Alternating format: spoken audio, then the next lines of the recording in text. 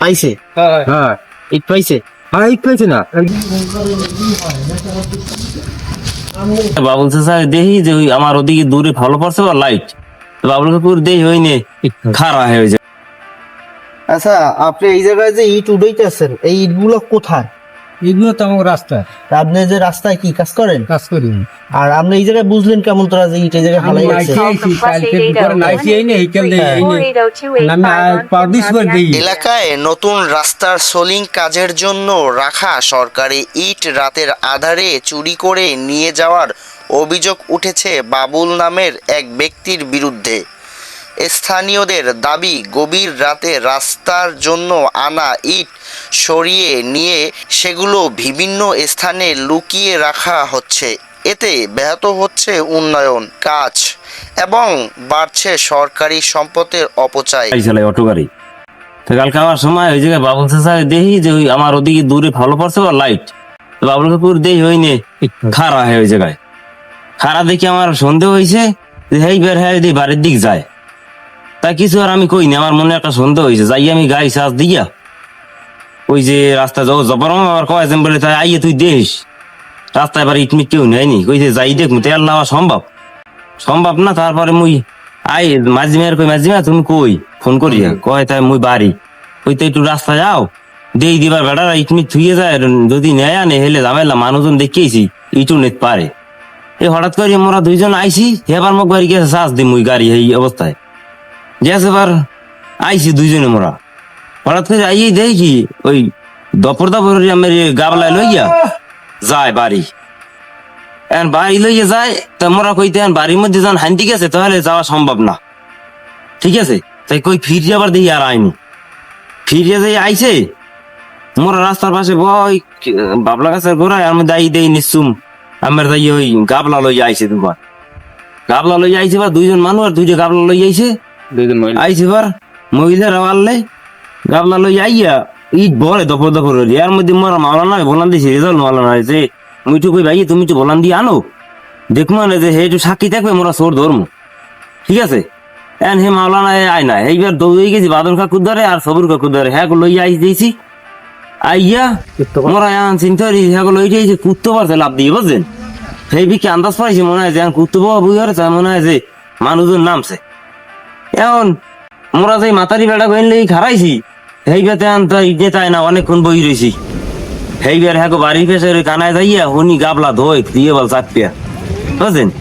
ঠিক বল চাপিয়া গাবলা গোবলা ধুইয়ে হারা ঘরে উঠছে। এরপর এরপর হয়েছে কি গাবলা মোরা মেম্বার টেম্বার হ্যাঁ ফোন টোন দিয়ে আনছি যাই দেখি আমি একটা ছাগল খোপ আছে ছাগল খোপের পাশে ইতুয়া আর মধ্যে একটা হান্দাই নেয়া ছাগল খোপের পাশে আর মাঝিমে আবার এইবার আবার আইসে দরজায়। দেখা যাক সরকারি রাস্তার বরাদ্দকৃত ইট কিভাবে মসজিদের ঘাটের নিচে পাওয়া যায়।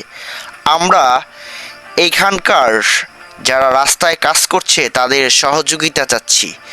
তারপরে একজন ব্যক্তি আমাদের সাথে আসছে এবং সেই মসজিদের নিচ থেকে যে সরকারি রাস্তার ইট রয়েছে সেই ইটগুলো এক এক করে বের করছে। আমরা জিজ্ঞাসা করেছিলাম তাদের কাছে, তারা বলছে আমরা দুপুরে গোসল করতে আসলে এখানেও আমাদের পায়ে ইট বাজে। তারপরেও তাদের সহযোগিতা নিয়ে আমরা এক এক করে ইট উঠানোর চেষ্টা করছি এবং আপনাদেরও দেখানোর চেষ্টা করছি। এখন প্রশ্ন, রাস্তার ইট কিভাবে মসজিদের ঘাটের নিচে গেল আরও আপনাদের দেখানোর চেষ্টা করছি। আমাদের সাথেই থাকুন, বিস্তারিত দেখাবো আজকের এই অনুসন্ধানে।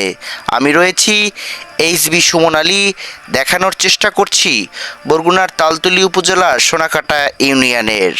দুইটা পুরুষের লাগ দুইজন মহিলা গাবলা টানতে আছে।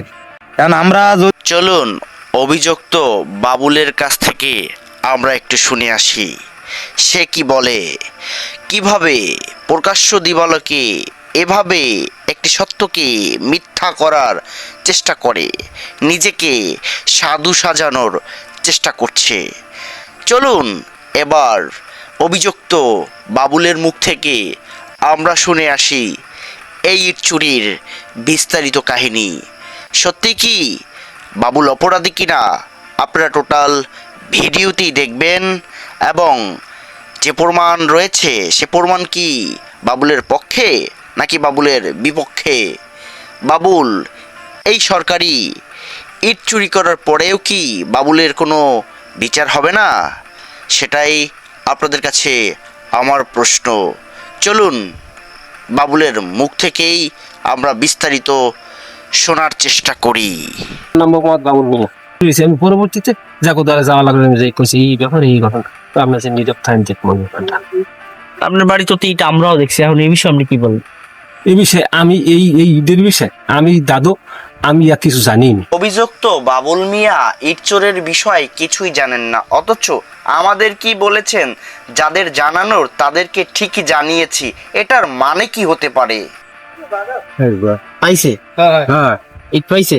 ইট পেয়েছে না, একদিন এই বেলার আলি গেলে দিবে ওই তো ওই হ্যাঁ তো উদম না আমি প্রায় ধরনের তোমার এই যখন লাগবে যখন অত পারে আরো ওই মরতেও আছে